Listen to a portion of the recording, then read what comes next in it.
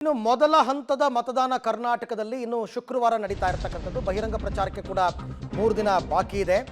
ದೋಸ್ತಿ team versus Congress ನಡುವೆ 3 ದಿನಗಳ ಕಡೆ ಟಾಕ್ ವಾರ್ ಕುತೂಹಲ ನಡೀತದೆ. ಅಂದರೆ ಹೆಂಗಿರುತ್ತೆ ಇವರ ಅಸ್ತ್ರ ಪ್ರತ್ಯಸ್ತ್ರ ಅಂತ ಅಂದ್ಬಿಟ್ಟು. ದೋಸ್ತಿ ವಿರುದ್ಧ ಕಾಂಗ್ರೆಸ್ನ ಅಸ್ತ್ರ, ಕಾಂಗ್ರೆಸ್ ವಿರುದ್ಧ ದೋಸ್ತಿಗಳ ಪ್ರತ್ಯಸ್ತ್ರ.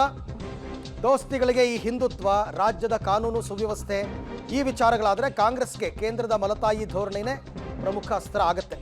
3 ದಿನದ ಕಡೇ ಆಟದ ಲಾಭ ನಷ್ಟ ಯಾರಿಗೆ? ಆಡಳಿತ ಮತ್ತು ವಿಪಕ್ಷಗಳ ಬತ್ತಳಿಕೆಯಲ್ಲಿರ್ತಕ್ಕಂಥ ಅಸ್ತ್ರಗಳೇನು?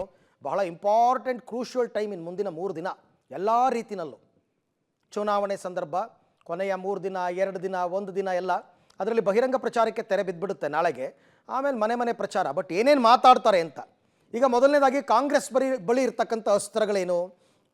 ಕೇಂದ್ರ ಸರ್ಕಾರ ಬರ ಪರಿಹಾರ ರಿಲೀಸ್ ಮಾಡದ ಒಂದು ಆರೋಪ. ಇದನ್ನು ಈಗಾಗಲೇ ಅವರಾಗಲೇ ಬಳಕೆ ಮಾಡಿದ್ದಾರೆ. ಅದಕ್ಕೆ ಚೊಂಬು ಅಂತ ಹೇಳ್ತಾ ಇರ್ತಕ್ಕಂಥದ್ದು. ತೆರಿಗೆ ಜಾಸ್ತಿ ಕಟ್ಟುವ ಕರ್ನಾಟಕಕ್ಕೆ ಕೇಂದ್ರ ಮಲತಾಯಿ ಧೋರಣೆ ಮಾಡ್ತಾ ಇದ್ದಾರೆ ಅಂತ. ಹಣಕಾಸು ಆಯೋಗದ ಶಿಫಾರಸು ಮಾಡಿದ ವಿಶೇಷ ಅನುದಾನವನ್ನು ಕೂಡ ಕೇಂದ್ರ ಕೊಟ್ಟಿಲ್ಲ. 5 ಗ್ಯಾರಂಟಿ ಜನರ ಬದುಕನ್ನು ತುಂಬಿಸಿದೆ ಅಂತಕ್ಕಂಥ ಮಂತ್ರ. ರಾಜ್ಯದ ಜನರಿಗೆ ಕೇಂದ್ರ ಸರ್ಕಾರ ಚೊಂಬು ಕೊಟ್ಟಿದೆ ಅಂತಕ್ಕಂಥ ಅಸ್ತ್ರ ಇವರ ಪ್ರಚಾರದ ವಿಚಾರಗಳು. ಇನ್ನು ಮೈತ್ರಿ ಅವರದೇನಿದೆ?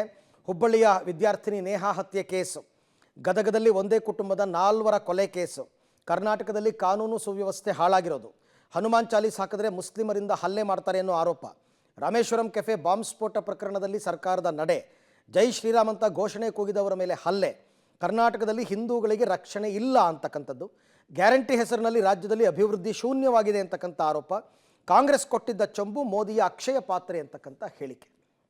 ಇವುಗಳನ್ನು ಪ್ರಮುಖವಾಗಿ ಇಟ್ಕೊಂಡು ಈ ಸರ್ತಿ ಪ್ರಚಾರ ಮಾಡೋದಕ್ಕೆ 2 ಕಡೆ, ಒಂದು ಕಡೆ ಮೈತ್ರಿ ಪಕ್ಷ, ಮತ್ತೊಂದು ಕಡೆ ಕಾಂಗ್ರೆಸ್.